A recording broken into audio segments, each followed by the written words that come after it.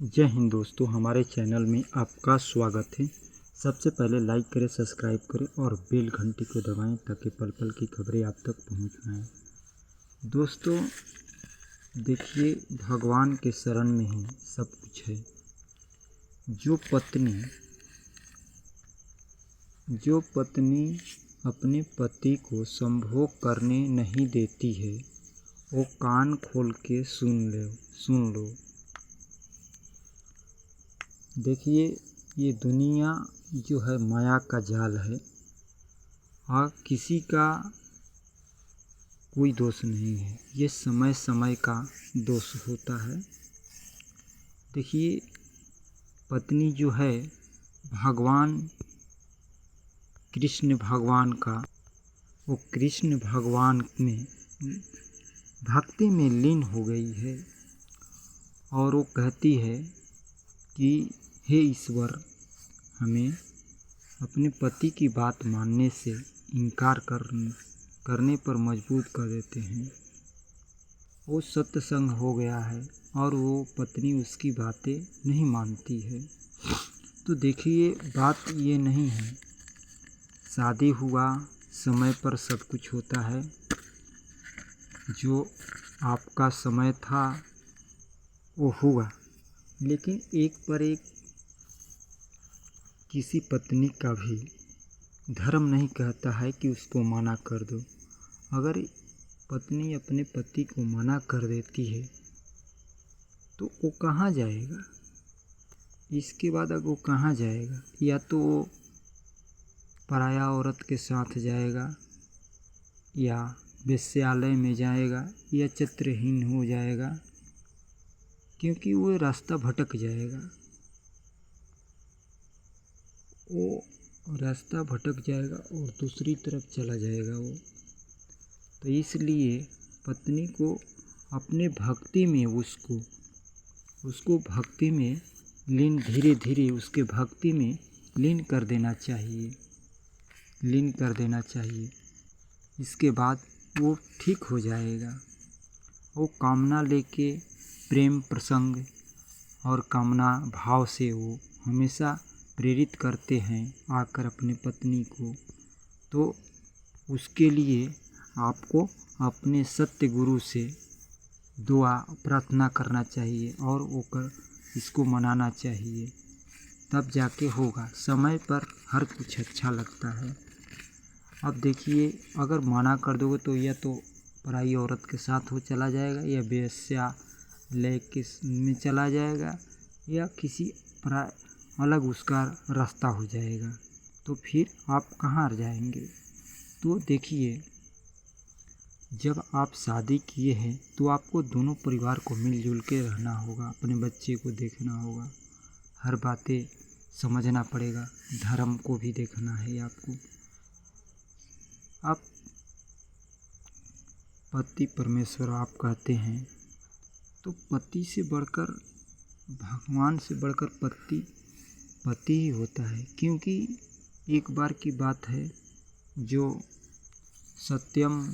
माता सत्यम थी, वो अपने पति को बचाने के लिए अपने प्राण को त्याग कर दिया था। अपने पति को प्राण बचाने के लिए अपनी प्राण त्याग कर दिया था माता सत्या ने। तो ये जिसकी लग गया है वो मना करती है, तो ऐसा तो दिक्कत होगा। और धर्म भी कहता है कि ऐसा नहीं, औरत बाल ब्रह्मचारी बनना चाहती है, लेकिन वो उसका पति काम भोग से आ जाता है उसके पास और उनको प्रेरित करते हैं, प्रेम प्रसंग सुनाते हैं। तो इसी तरह माता सीता जो ये थी,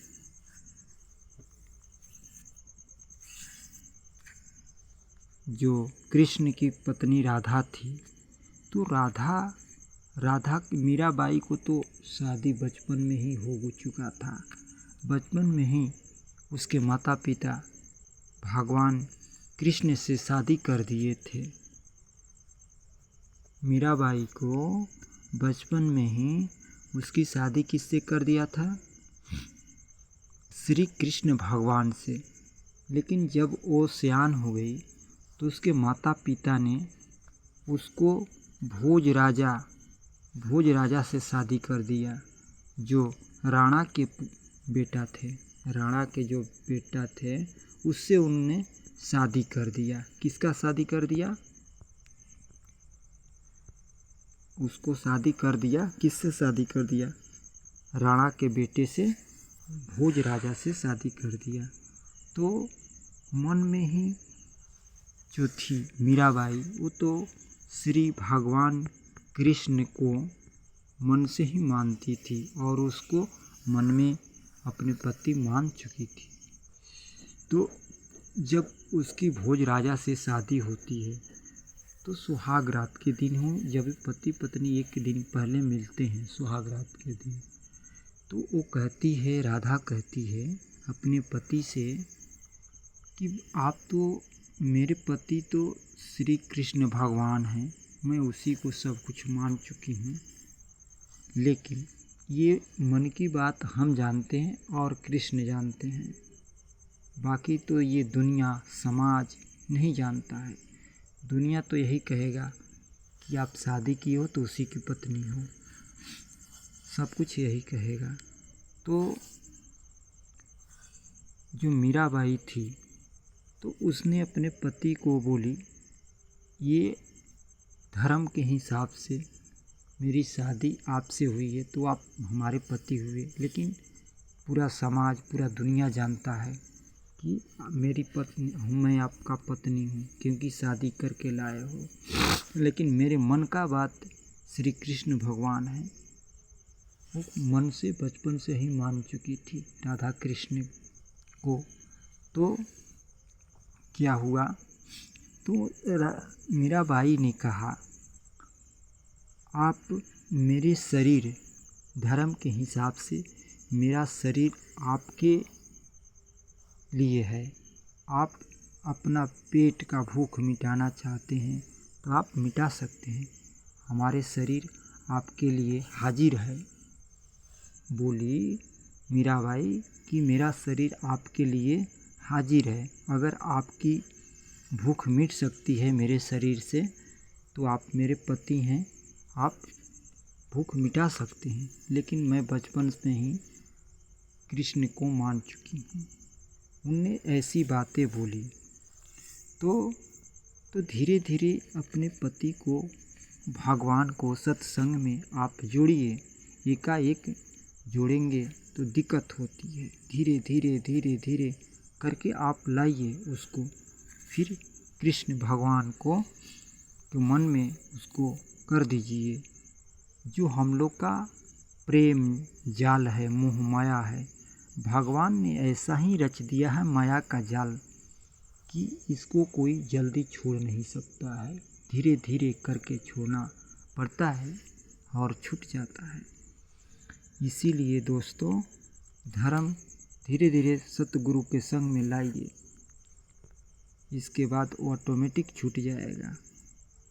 और इससे तो आपकी एनर्जी ही जाती है, आपको कुछ मिलता नहीं है, आप ही की एनर्जी जाती है, लेकिन ये माया का जाल है तो आपकी एनर्जी ही खर्च होती है।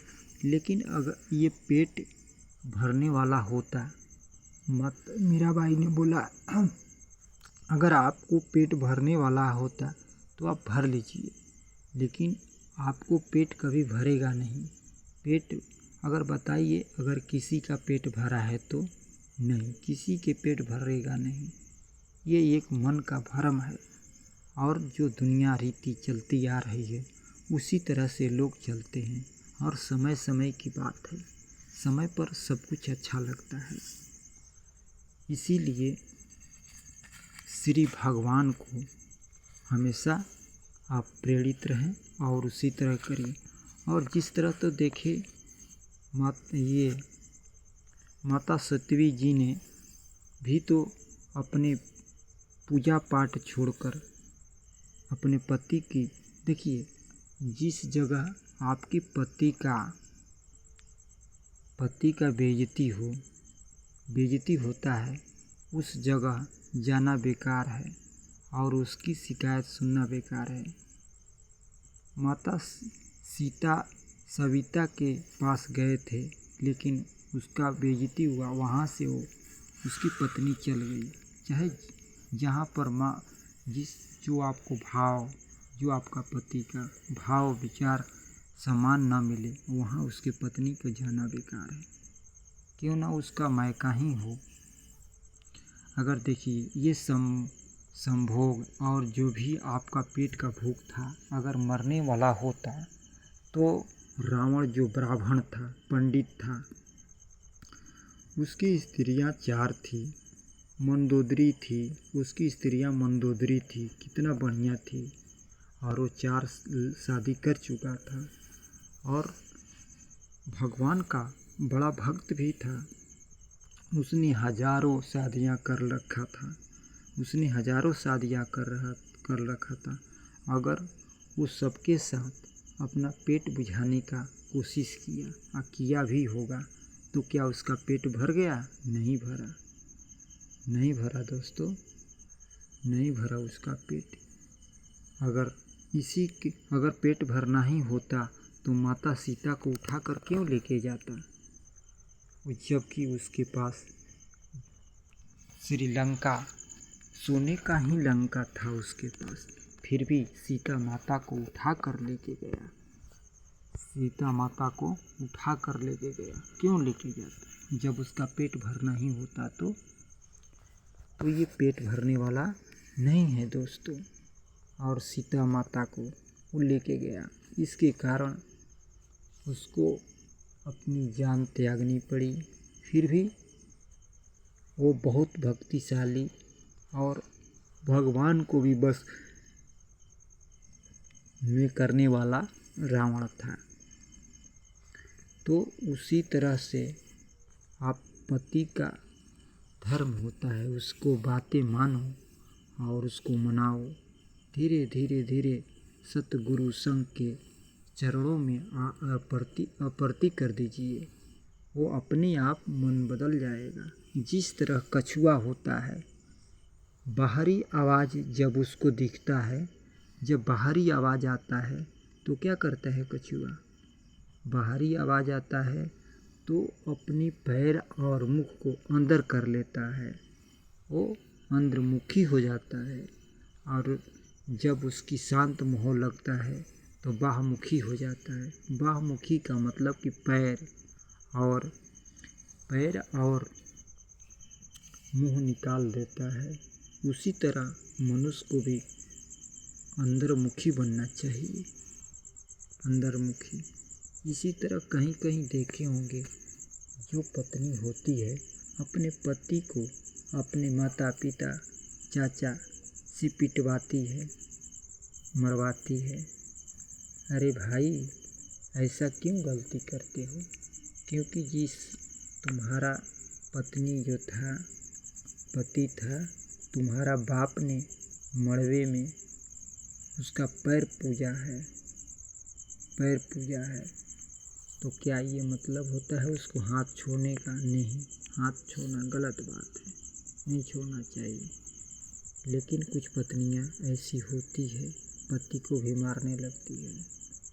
अरे पति परमेश्वर होता है और पति को भी अपने पति को समझना चाहिए। क्योंकि जो गाड़ी का पहिया होता है, जिस तरह बाइक होता है, आगे और पीछे होता है, अगर एक भी पहिया पंचर हो गया तो गाड़ी वहीं रुक जाती है। इसलिए दोनों का ठीक रहना अति आवश्यक है। और कितने लोग का 2 साल 1 साल शादी कर रहे हुए होता है, तभी लोग घबरा जाते हैं, मेरे पति नहीं मानता, ये करता वो करते। अरे भाई, आम को पकने में, आम को जब बोया जाता है, रोपा जाता है, तो उसको फरने में 5 साल लगता है। आप एक साल में थोड़ी पक जाएंगे। उसी तरह सहन क्षमता, शक्ति क्षमता होना चाहिए। धीरे धीरे वो पक जाएगा तो आप ठीक हो जाएंगे दोनों। जिस तरह आपको आम, हथियार और गुस्सा को कहाँ प्रयोग करना चाहिए, इस्तेमाल करना चाहिए, सोच समझ के करना चाहिए, सोच समझ के करना पड़ता है। भूख, हथियार और गुस्सा को इस्तेमाल करने के लिए सीखना पड़ता है। सही जगह इस्तेमाल करेंगे तो सही परिणाम मिलेगा, गलत करेंगे तो गलत परिणाम मिलेगा। तो इस तरह से करना चाहिए।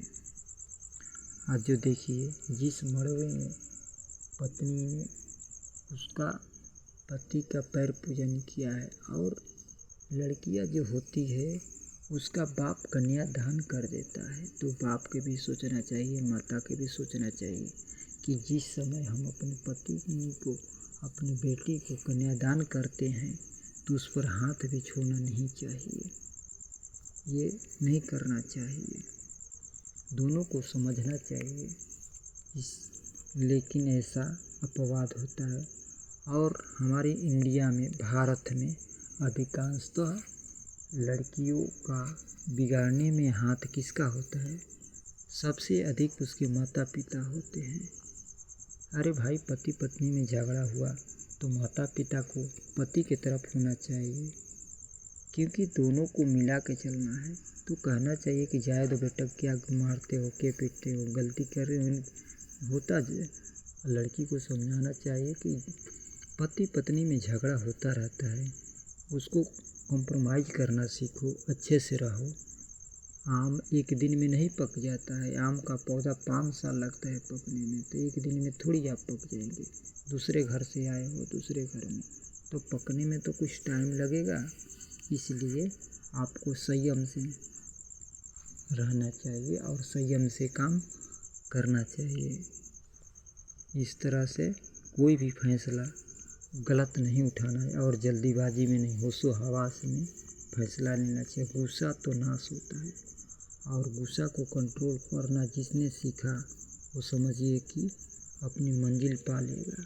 कहीं कोई भी व्यक्ति हो, गुस्सा एक भूकंप की तरह आता है, सेकंडों में बर्बाद करके चला जाता है। तो इसीलिए आपको, और लड़कियों को बिगाड़ने में सबसे ज़्यादा उसकी माँ का हाथ होता है, क्योंकि अगर पति पत्नी में लड़ाई हुआ तो बुला देगी, तुम आ जाओ, मैं उसको सिखा दूंगा, ये करूंगा, वो करूंगा। अगर वो चली जाती है तो पति फ़ोन करता है कि आप आ जाओ, सॉरी गलती हुआ। अगर वो पति जाता है लाने के लिए, उसकी तो माँ नहीं भेजती है। तो जब नहीं भेजती है तो आप शादी क्यों की थी, कन्यादान क्यों किया था? जब अपनी बेटी को अपने घर में ही रखना था तो शादी नहीं करना चाहिए, अपने पति को रख लेते। अरे पत्नी को भी सोचना चाहिए कि तेरी भाभी जब तक तुम्हारा नैहर है, माता पिता हैं, जिस दिन बाप और माँ चल बसी उस दिन तुम्हारी भाभी नहीं मानेगी।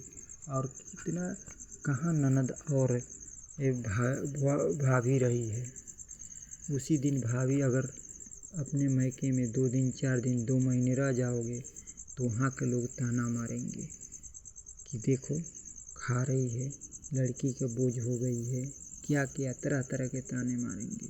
जो तुम्हारी भाभी ही कहेगी कि जो अपने पति को नहीं हो पाई तो हमारा क्या होगी, ये 100% आपको ताने देगी। और गाँव वाले भी ऐसे कहेंगे, आपको जीना रहना हराम कर देंगे। जीना है या मरना है, पति के साथ रहना है, ये जिद आपको हमेशा करना चाहिए, करना है।